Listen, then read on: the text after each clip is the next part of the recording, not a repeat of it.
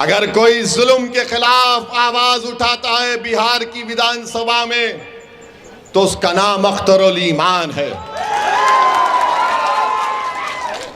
अख्तरुल ईमान अकेला है, मगर मुझे यकीन है कि कोचा दामन में एक ही शेर काफी है इन गीदड़ों के लिए। अख्तरुल ईमान लड़ता है ऐवान में, अकेला है। 5-5 6-6 मिनट की तकरीर अख्तरुल ईमान की उठाकर देख लो आप।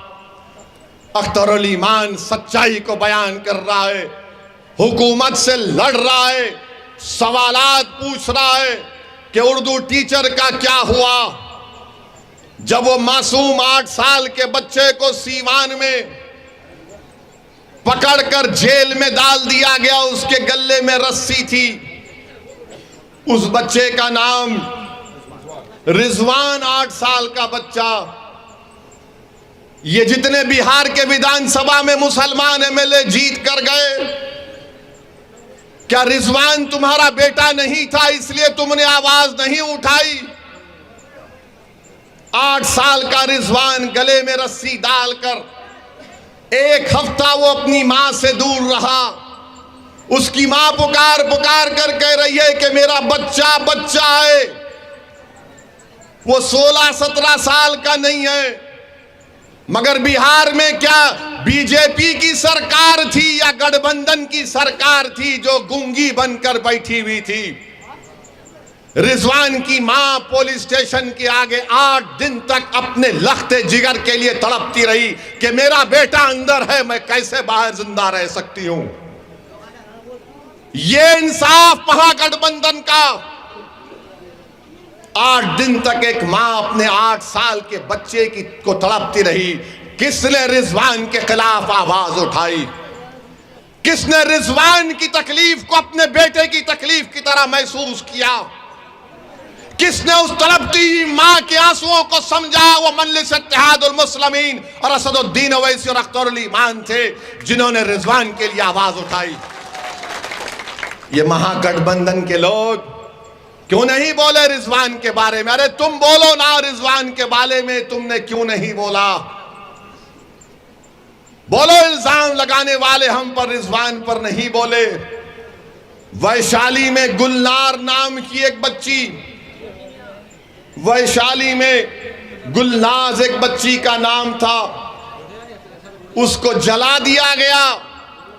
क्या गुलनाज के खिलाफ महागठबंधन का कौन सा मंत्री बोला? ये कोचा दामन का बेईमान जो भागकर तेजस्वी के पैरों में पड़ा हुआ है,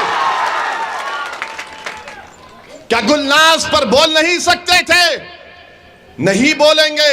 अख्तरुल ईमान वैशाली को गए, गुलनाज के बारे में बोला, ये कुछ नहीं बोल सके। फिर मॉब लिंचिंग हुई गाया में, छपरा में, समस्तीपुर में, ये नहीं बोल सकते।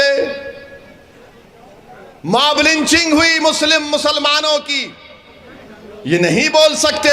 किसके खिलाफ बोल सकते हैं ये तमाम बेईमान लोग? मालूम आपको किसके खिलाफ इनकी जबान चलती है? गुलनाज पर नहीं बोलेंगे, रिजवान पर नहीं बोलेंगे, बेगूसराय समस्तीपुर के मॉब लिंचिंग पर नहीं बोलेंगे। किसके खिलाफ बोलेंगे? ओवैसी के खिलाफ बोलेंगे।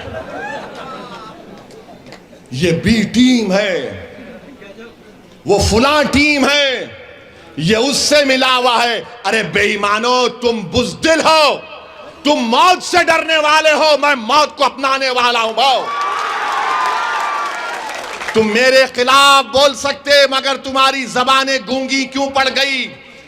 तुम रिजवान के बारे में नहीं बोले, गुलनाज के बारे में नहीं बोले, ये मॉब लिंचिंग के बारे में नहीं बोले, मगर इनकी जबान चलती है क्योंकि इनके जो सरों पर जो आका इनका बैठा है, इनका जो मालिक बैठा है, जो इनको पैसे देकर इनके ईमान को खरीद चुका है, जिनकी आंखों के सामने वो कठपुतली है, वो बोलेगा ए बोल ओवैसी के ऊपर फौरन बोलना शुरू कर दे। ए बोल ओवैसी पर बोल, फौरन बोलना शुरू कर देते।